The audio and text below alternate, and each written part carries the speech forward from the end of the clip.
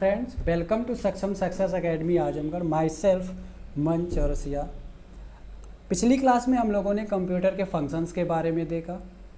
आज जो हम लोग देखने वाले हैं वो है कंप्यूटर इनपुट डिवाइसेस। हमारे पास कंप्यूटर में बहुत सारे इनपुट डिवाइसेस होते हैं जिनके बारे में हमें आज पढ़ना है। इनपुट डिवाइस कौन कौन से होते हैं, वो कौन से मशीन हैं जिनके थ्रू हम कंप्यूटर के अंदर इनपुट कराते हैं। तो चलिए सबसे एक एक करके हम सबके बारे में देखते हैं। तो सबसे पहला जो हमारे पास इनपुट डिवाइस है वो होता है सबसे सिंपल और सबसे आसान कीबोर्ड। आपने हर कोई यहाँ पे कीबोर्ड के बारे में हम जानता होगा कि कीबोर्ड क्या है, कैसे काम करता है। मुझे नहीं लगता कि किसी को इसके बारे में नहीं पता होगा। क्या होता है कि हमें अगर कोई भी डेटा इनपुट करना होता है तो कीबोर्ड के थ्रू हम कंप्यूटर के अंदर एंट्री करते हैं, इनपुट कर देते हैं और इस तरीके से हमारा डेटा कंप्यूटर के अंदर इंसर्ट हो जाता है। ठीक है, तो कीबोर्ड हमारा एक इनपुट डिवाइस है। ठीक है, तो कुछ लोगों के मन में ये क्वेश्चन आता है कि अच्छा कीबोर्ड के अंदर कितनी कीज होती हैं, कितनी बटन्स होती हैं। ये तो मैं आपको बता दूं कि कोई फिक्स नहीं होता कि कौन से लैपटॉप में, कौन से डेस्कटॉप में। वो कंपनी पे हमारे वो जो कंपनी होती है उस कंपनी पे डिपेंड करता है कि उसके कितने कीज उसने प्रोवाइड की है। जैसे IBM PC कीबोर्ड है तो आप देख सकते हो आपके सामने ही है, 83 कीज होती है। जो आज हम लोग क्या इंटर कीज कहते हैं 80 एंड इन्हांस्ड कीबोर्ड, ये है। मतलब डिफरेंट कंपनी की जो कीबोर्ड हैं उनमें हमारे पास जो कीज हैं वो डिफरेंट टाइप की है। बट जो हम इंटरनेट एक्सप्लोरर और इन सब के लिए यूज करते हैं, जो विंडोज़ के लिए यूज की जाती हैं, उनमें जो की होती है वो 104 कीज होती है। इस टाइप से कीज का यूज किए जाते हैं। तो आपके सामने खुद है, आप देख सकते हो कि अलग अलग कंपनी के अलग अलग कीबोर्ड हैं, उनके अलग अलग कीज हैं। तो हम ये नहीं डिसाइड कर सकते कि कौन सी बटन कितने। अगर ये क्वेश्चन आता है तो ये क्वेश्चन रॉन्ग क्वेश्चन होगा कि हाउ मेनी कीज होते हैं, कितनी की हो सकती हैं। तो ये डिफरेंट कंपनी पे डिपेंड करता है। ठीक है, तो नेक्स्ट हमारे पास जो इनपुट मशीन है वो है माउस। अब माउस के बारे में हर किसी को पता है कि माउस क्या होता है। देखिए, माउस एक पॉइंटिंग डिवाइस है। पॉइंटिंग क्या होता है, आप देखते हो एक जब माउस को मूव करते हो तो एक एरो होता है जो एरो मूव करता है। जैसे आपके सामने मैं एरो को मूव कर रहा हूँ तो आपको दिख रहा होगा, तो ये माउस के थ्रू हम एरो को मूव करते हैं। तो माउस हमारा क्या है, एक पॉइंटर डिवाइस है, एक पॉइंटर टाइप का डिवाइस है। और इस डिवाइस के थ्रू हम क्या करते हैं, किसी भी वैल्यू को पॉइंट करते हैं। पॉइंटर के थ्रू हम क्या करते हैं, किसी भी वैल्यू को पॉइंट करते हैं और ये हमारा पॉइंटर टाइप का डिवाइस होता है। कुछ लोग पूछते हैं कि बताइए कीबोर्ड हमारे माउस में कितनी बटन्स होती हैं। तो आप सिंपल सा आपका आंसर होगा, एक लेफ़्ट बटन होती है, एक राइट बटन होती है और एक स्क्रॉल बटन होती है। तो ये हमारे पास 3 होती है। लेकिन कुछ लोगों को इसका एक हिडन फीचर नहीं पता होगा कि ये जो स्क्रॉल बटन होती है अगर हम इसे प्रेस करें तो ये भी एज ए बटन काम करती है, एज ए बटन वर्क करती है। हमारी स्क्रॉल बटन भी एक बटन होती है। तो उसके पास 2 फीचर्स होते हैं, एक होता है स्क्रॉल करने का और एक होता है बटन की तरफ प्रेस करने का। तो ये हमारे पास माउस का होता है। तो माउस में भी ये हमारा माउस इनपुट डिवाइस हो गया। नेक्स्ट जो हमारा इनपुट डिवाइस है वो है जॉयस्टिक। जॉयस्टिक एक ऐसी मशीन है जिसके थ्रू हम इनपुट कराते हैं।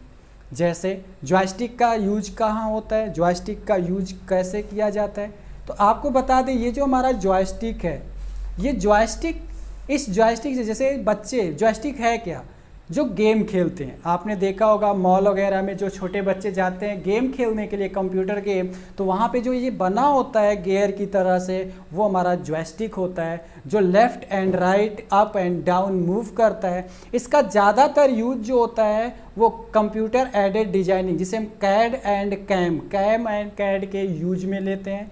जो ग्राफिकल डिजाइनर होते हैं उनके यूज में यूज होता है।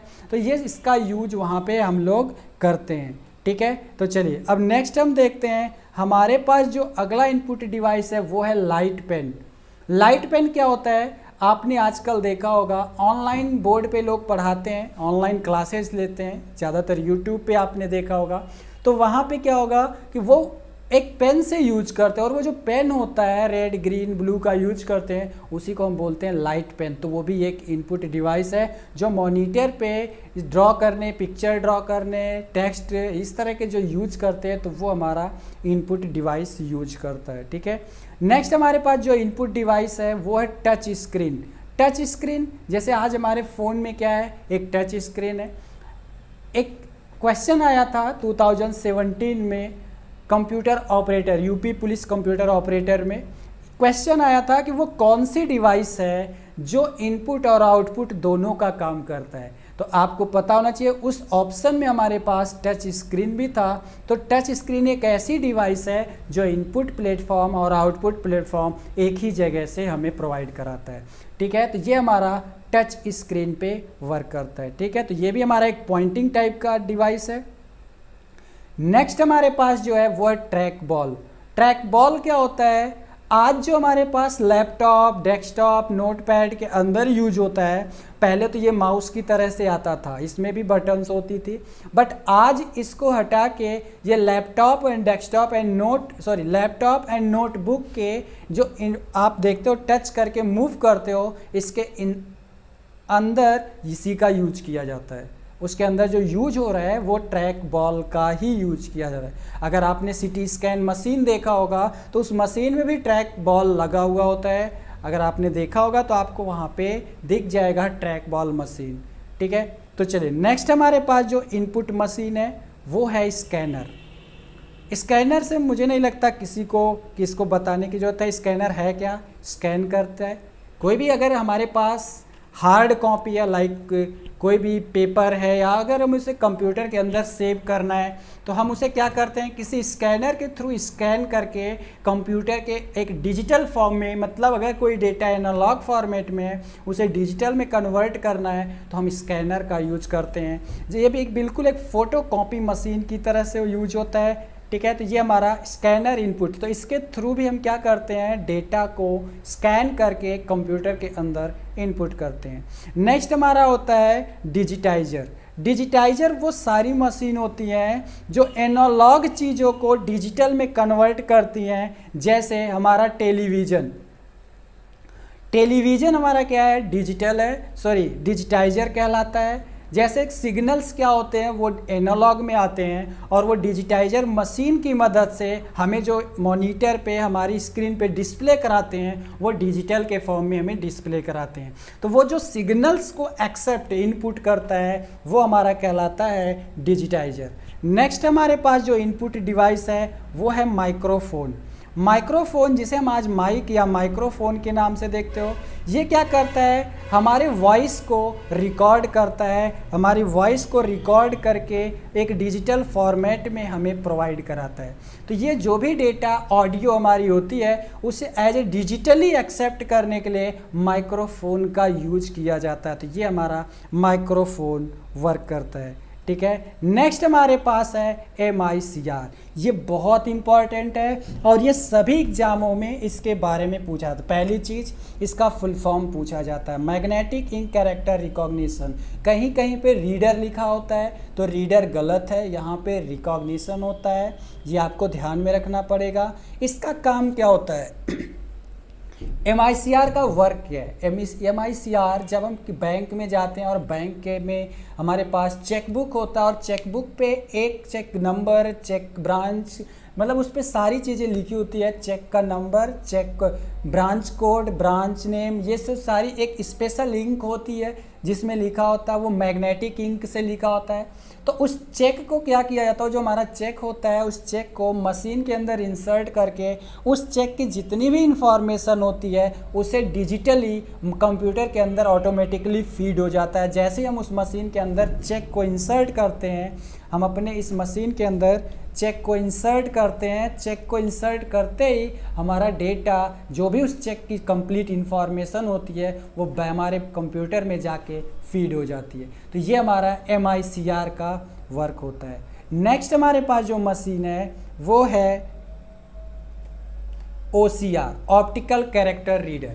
ऑप्टिकल कैरेक्टर रीडर ये कौन सी मशीन है, ये बिल्कुल हमारे पास स्कैनर की तरह से वर्क करता है।